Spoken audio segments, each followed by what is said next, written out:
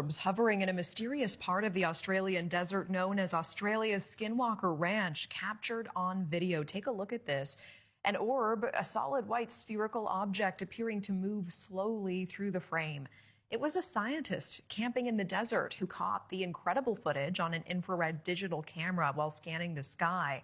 And that wasn't all he captured. I do want to bring in News Nation special correspondent Ross Coulthart, who interviewed this scientist who captured the footage. Ross, thanks for joining us. It's always good to see you. Good evening, Natasha. Nice to see you too. And Ross, people have observed orbs specifically in this region dating back hundreds of years. You interviewed the scientist who recorded the videos. What did he think these objects were?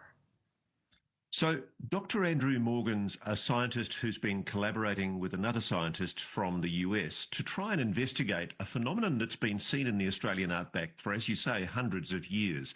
The Aboriginal people called them min-min lights, and when the first European settlers arrived in Australia, they were really struck by these weird glowing orbs of light that are frequently seen hovering over what we call the outback, which are the big wide open spaces of mainly desert and the Australian interior.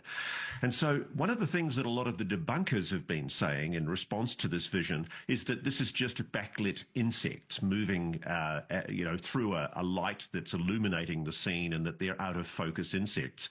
One of the things that Dr. Morgan was able to do was actually film insects in exactly the same scenario with the same camera and the same focus settings, and he was clearly able to delineate the insects and birds from whatever these objects are.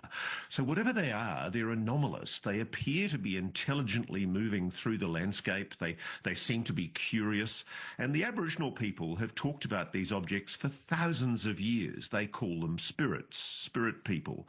And essentially they are very, very similar. Dr. Morgan and his colleague have published a paper which explores this idea. They're very, very similar to lights that have been recorded across the United States at various Air Force bases where there've been anomalous orbs basically going into buildings, and particularly other areas where there are nuclear weapons. And it's not a coincidence, I think, that this area of the Karijini Desert is very close to a major Australian base that's part of the US national deterrence.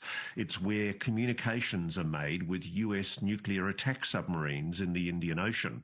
It's called the Harold E. Holt Naval Communications Station. So maybe, just maybe, this phenomenon is drawn to areas of national security interest. We just don't know. But Dr. Morgan and his colleague are doing much more rigorous investigations to try and get to the bottom of it. Yeah, it's interesting. Dr. Morgan wrote a research paper on these orbs, and it wasn't accepted by the scientific community. Is that right?